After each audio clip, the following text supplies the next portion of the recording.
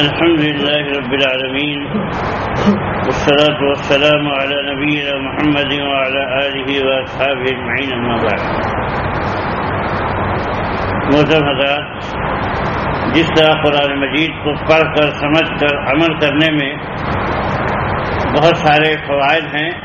اور اس کی بڑی فضیلتیں ہیں، ایسے ہی جو آدمی قرآن پر عمل کرنا ترک کر دے تو اس کے لیے بڑی وعیدیں بھی وارد ہوئی ہیں. اللہ تعالیٰ نے اپنے بندوں سے جو مطلوب رکھا ہے وہ یہ ہے کہ بندہ اللہ سے امیدوار بھی رہے اور اس سے ڈرتا بھی رہے. دونوں باتیں کیا ہے عبادت میں داخل ہیں. اسی لیے کسی سے امید رکھنا اور کسی سے ڈرنا بھی کیا ہے شرک میں داخل ہے، یعنی مافوق الاسباب طریقے پر. جو امید اللہ سے رکھنی چاہیے، اگر وہ امید آدمی غیر اللہ سے رکھے تو گنہگار ہوگا، مشرک ہو جائے گا. ایسے ہی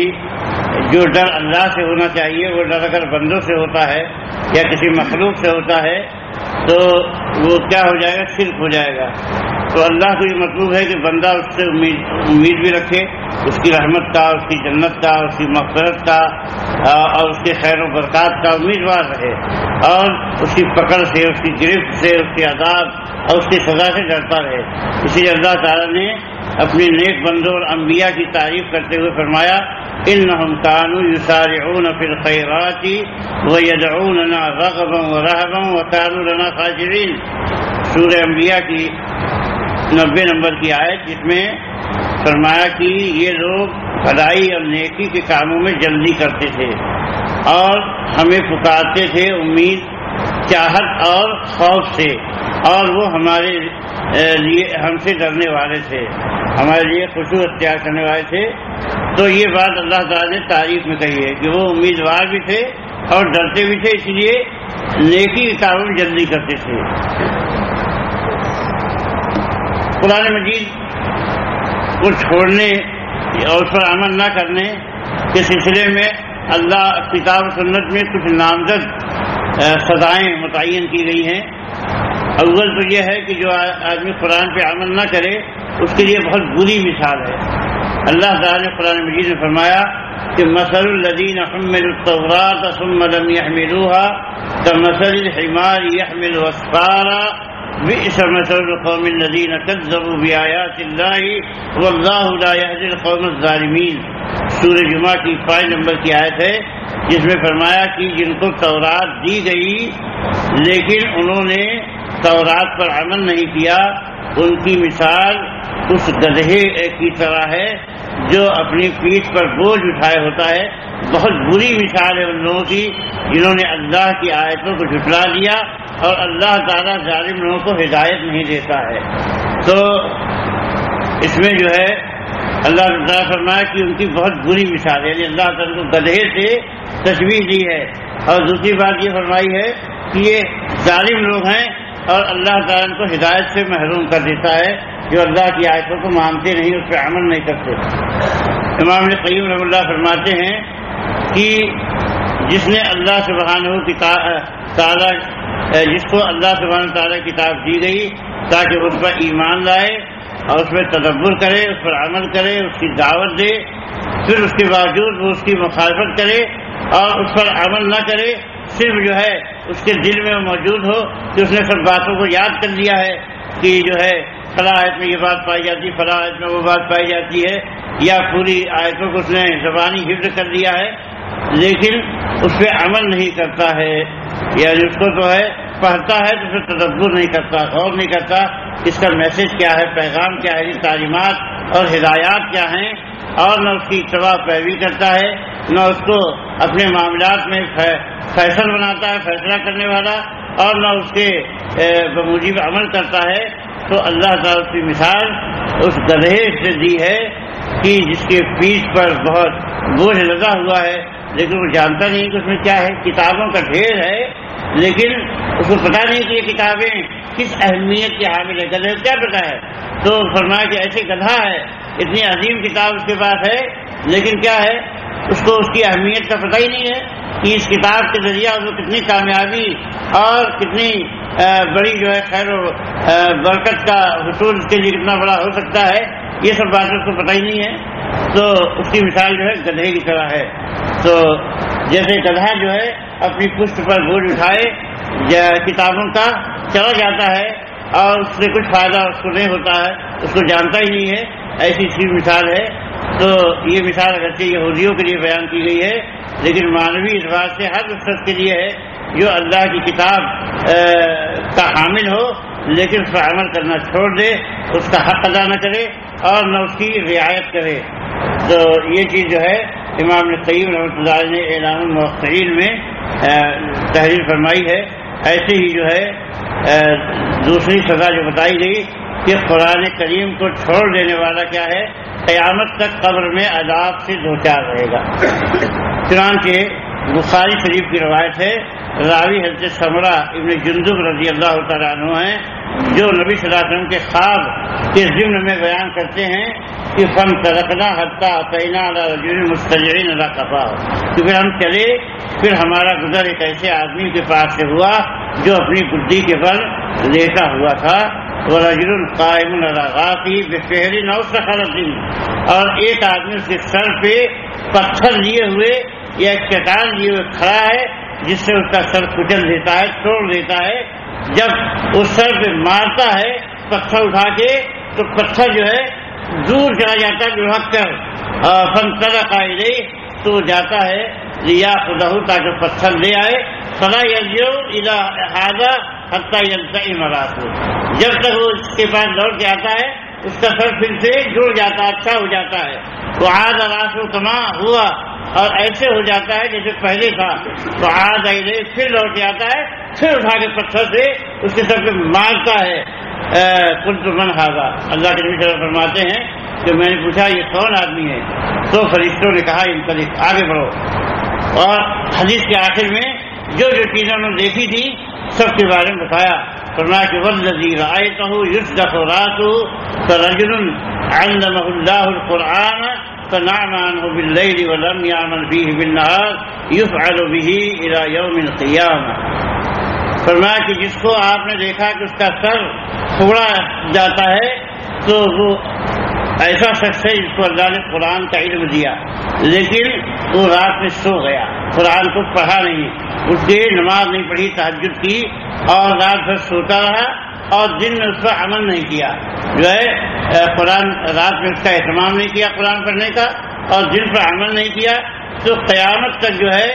اس کا اثر ایسے چھوڑا جاتا رہے گا۔ تو آپ غور فرمائیے کہ کتنی بڑی سزا ہے یہ، جو ہے اور بتایا کہ جب تک قیامت نہیں آئے گی، مرنے کے بعد یہ سلسلہ چالو ہوگا اور قیامت کے آنے تک یہ چلتا رہے گا مسلسل۔ تو قرآن کو چھوڑ دینا اتنا خطرناک کام ہے۔ اور تیسری سزا جو بتائی گئی کہ قرآن کریم کو چھوڑ دینے والا قیامت کے دن آگ کا ایندھن بنے گا۔ حضرت عمر بن خطاب رضی اللہ تعالیٰ عنہ فرماتے ہیں کہ رسول اللہ صلی اللہ علیہ وسلم نے فرمایا یظہر الاسلام حتی تختلف التجار فی البحر وحتی تخوض الخیل فی سبیل اللہ، کہ اسلام غالب آ جائے گا یہاں تک کہ تاجر سمندروں میں گھومتے پھریں گے اور گھوڑے اللہ کی راہ میں دوڑتے رہیں گے۔ ثم یظہر قوم یقرؤون القرآن، پھر ایسے لوگ سامنے آئیں گے جو قرآن پڑھتے ہوں گے، یقولون، اور چیلنج دیتے پھریں گے کہ من اقرأ منا، ہم سے بڑا قاری کون ہے، ہم سے زیادہ قرآن کون پڑھنے والا ہے، من اعلم منا، ہم سے بڑا عالم کون ہے، ہم سے زیادہ جاننے والا کون ہے، من افقہ منا، ہم سے زیادہ دین کو سمجھنے والا کون ہے۔ تو یہ چیلنج ان کا رہے گا۔ قال ثم قال لاصحابہ، پھر اللہ کے نبی صلی اللہ علیہ وسلم نے اپنے صحابہ سے فرمایا هل فی اولئک من خیر، کیا ان کے اندر کوئی بھلائی ہوگی؟ قالوا اللہ ورسولہ اعلم، صحابہ نے جواب دیا کہ اللہ اور اس کے رسول زیادہ بہتر جانتے ہیں۔ تو اللہ کے رسول صلی اللہ علیہ وسلم فرمایا اولئک منکم من هذه الامہ، یہ لوگ جو ہے تمہیں میں جو ہوں گے، اسی امت کے لوگ ہوں گے، واولئک هم وقود النار، اور یہی لوگ ہیں جو جہنم کا ایندھن ہوں گے، جن سے جہنم کو سلگایا جائے گا، یہ لوگ پہلے جو ہے جہنم کا نوالا ہوں گے۔ تو اللہ کے نبی صلی اللہ علیہ وسلم نے یہ بات فرمائی ہے، یہ روایت حسن درجے کی ہے، اور صحیح ترغیب و ترغیب میں علامہ البانی کو ذکر کیا ہے۔ اور چوتھی سزا جو بتائی گئی کہ قرآن کریم کو پر عمل کو چھوڑ دینا فتنے کا سبب ہے اور قیامت کی علامتوں میں سے ایک علامت ہے۔ حضرت علقمہ بیان فرماتے ہیں عبداللہ ابن مسعود رضی اللہ عنہ سے روایت کرتے ہوئے کہ انہوں نے فرمایا کیف انتم اذا لبستم فتنۃ یحرم فیہا الکبیر ویربو فیہا الصغیر، اس وقت تمہاری حالت کیا ہوگی جب جو ہے فتنہ تم کو جو ہے اپنی لپیٹ میں لے لے گا، جس میں بڑا جو ہے بوڑھا ہوگا اور چھوٹے بچے اسی میں پروان چڑھیں گے۔ اذا تورے کا منہا شیئن اذا تورے کا سننا، اور اسی فتنے کو جب ترک کر دیا جائے، یعنی کوئی کہے کہ بھائی فتنہ ہے لوگوں نے چھوڑ دیا، تو اکثریت یہ کہے گی دیکھو سنت چھوڑ دیا، سنت چھوڑ دیا، یعنی فتنے کو سنت سمجھ لیا جائے گا، اور جو ہے اس کو چھوڑنا کو کہا جائے گا کہ سنت چھوڑ دی گئی، یعنی علم اتنا ختم ہو جائے گا، جہالت نہیں عام ہو جائے گی کہ لوگ جو ہے بدعتوں کو سنت سمجھنے لگیں گے۔ اور لوگوں نے کہا کہ متى ذلك، ایسا کب ہوگا، کب یہ دور آئے گا؟ قال اذا ذهبت علماؤكم، جب تمہارے علماء چلے جائیں گے، وكثرت جهلاؤكم، اور تمہارے جاہلوں کی کثرت ہو جائے گی، وكثرت قراءكم، اور تمہارے درمیان پڑھنے والے بہت ہوں گے، پڑھنا لکھنا سب کو معلوم ہے، کہتے ہیں ایجوکیٹڈ ہو گئے لوگ، جو ہے بڑے جو ہے ویل ایجوکیٹڈ ہو گئے، لیکن کیا ہے فرمایا کہ قلت فقہاؤکم، سمجھ سے عاری ہوں گے، بہت کم لوگ ہوں گے جو دین کی سمجھ رکھنے والے ہوں گے، ان کو توحید کی سمجھ نہیں، عقیدے کی سمجھ نہیں، یہ منہج کی سمجھ نہیں، اور صحیح مسلک کیا ہے وہ معلوم نہیں ہے، خالی بس کیا ہے زبانی جمع خط ہے، تقریری صلاحیتیں ہیں، اور اسی پہ دنیا لٹو ہے، خود بھی اپنے بارے میں بڑی خوش فہمی مبتلا ہیں، اور پبلک بھی جو ہے یہی سمجھتی ہے، اور ہر آدمی کیا ہے اپنی اپنی رائے پر نازاں اور اپنی اپنی خواہشات نفس کے پیچھے بھاگنے والا ہو جائے گا، اس لیے کہ دین کی سمجھ کم ہو جائے گی۔ کہا قلت فقہاؤکم، تمہارے فقہا اور دین کی سمجھ رکھنے والے کم ہو جائیں گے، وہ کثرت عمراؤکم، اور تمہارے عمراء بہت زیادہ ہو جائیں گے، یعنی سردار اور پیشوا، اور جو ہے اس سے اشارہ ہے طوائف الملوکی کی طرف، یہ بہت چھوٹی چھوٹی ٹکڑیاں بن جائیں گی اور سرداریاں قائم ہو جائیں گی، اور اس کے پیچھے لوگ بھاگنے لگیں گے، اور لیکن قلت عمراؤکم، یہ امانت دار کم ہو جائیں گے۔ امانت دار جو کہتے ہیں جو صحیح ذمہ داری کو ادا کرنے کی صلاحیت رکھتا ہو اور اس کو صحیح طریقے سے ادا کرتا ہو، وہ امین ہوتا ہے، لیکن بے صلاحیت آدمی، دیکھا اس کا باپ جو ہے وہ جو ہے اسی عہدے پر تھا، اس کو بھی لگا دیا اسی عہدے پہ، خاندانی چل گیا، کہا کہ چلو یہ ہمارے قبیلے کا آدمی تھا، اب وہ نہیں ہے تو ہمارے ہی قبیلے کا دوسرا آدمی آئے گا، چاہے وہ جتنا بھی بے شعور ہو، چاہے جتنا بھی جو ہے بے صلاحیت ہو، لیکن اب آدمی اسی کو لے آئیں گے کیونکہ ہمارے قبیلے کا ہے۔ تو یہ سب باتیں کیا ہے فرمایا کہ امانتداری کم ہو جائے گی، امانتدار کم ہو جائیں گے۔ وَلْتُمِسَتِ الدُّنْيَا بِعَمَلِ الْآخِرَةِ وَتُفُقِّهَا لِغَيْرِ الدِّينِ، اور دنیا کو آخرت کے عمل سے تلاش کیا جائے گا۔ لوگوں کیا ہے بظاہر تو آخرت کا عمل ہوگا، اللہ اللہ کرنے والے ہوں گے، لیکن ہر آدمی کیا ہے جال لگائے بیٹھا ہوگا، اور جو ہے کہ سب پھانس میں کس کو پائیں یہی جو ہے چکر رہے گا۔ تو فرمایا کہ وَلْتُمِسَتِ الدُّنْيَا بِعَمَلِ الْآخِرَةِ، آخرت کے حوالے سے دنیا طلب کی جائے گی، اور غیر دین کے لیے جو ہے علم حاصل کیا جائے گا، یعنی علم کا مقصد یا تفقہ کا مقصد کیا ہوگا،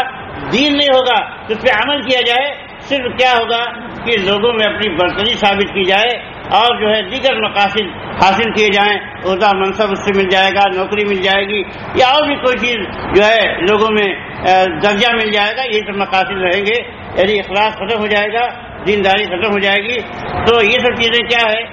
یہ بتایا کہ جو لوگ گویا علم قرآن پر عمل چھوڑ دیں گے تو ایسی صورت میں فتنے میں پڑ جائیں گے اور دنیا دار بن جائیں گے، آخرت کی طرفدار نہیں رہیں گے۔ تو اللہ تعالیٰ سے پناہ مانگنی چاہیے کہ لیکن آج کل حقیقت یہ ہے یہ سب باتیں ہمارے زمانے میں بڑی شدت کے ساتھ ابھر کر آ رہی ہیں۔ اللہ تعالی ہمیں تمام فتنوں سے جہالتوں سے محفوظ رکھے، اور جب تک ہم اس دنیا میں جئیں اللہ ان لوگوں میں ہمیں شامل فرمائے جو دین کو سمجھتے ہیں اور دین پر عمل کرتے ہیں اور جن کے اندر اخلاص ہوتا ہے۔ اللہم ارزقنا الاخلاص فی القول والعمل۔ اقول قولی ھذا واستغفر اللہ لی ولکم ولسائر المسلمین من کل ذنب، وصلی اللہ تعالی علی نبینا محمد۔